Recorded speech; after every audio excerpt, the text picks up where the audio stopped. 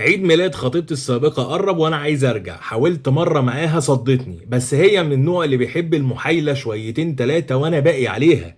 هي اللي سايبة من شهرين. رأيك اخد لها هدية واكلم اهلها واحاول مرة تانية، ولا خلاص كده؟ على حسب السبب يا باشا، حسب السبب. انت مين اللي سايب؟ انت بتقول لي هي اللي سايبة، طب هي اللي غلطانة ولا انت اللي غلطان؟ هي طقت في دماغها مرة واحدة كده بقول لك ايه، شوف انت رايح فين، ولا انت لا السبب في القصة؟ فانت على حسب السبب تحدد بقى ترجع ولا لا. عشان لو هي اللي غلطانة وكان الغلط كبير، وكان الغلط ان هو ممكن يأثر على حياتكم بعد الجواز اساسا، فانت كده هتعمل اكبر غلطة من الغلط اللي حصل. فايه، تشوف السبب ايه الاول وتظبط دنيتك وتقعد تحسبها مع نفسك كده قبل ما تاخد الخطوه، عشان شوات المشاعر اللي هو ايه فاهم يحفزوك كده، اللي هو ايه ده، بص فاكر اللي وتروح لا تاخدش قرار على اساس مشاعرك ابدا. قول لي بقى رايك في التعليقات، متفق معايا ولا لا؟ سلام يا محترم.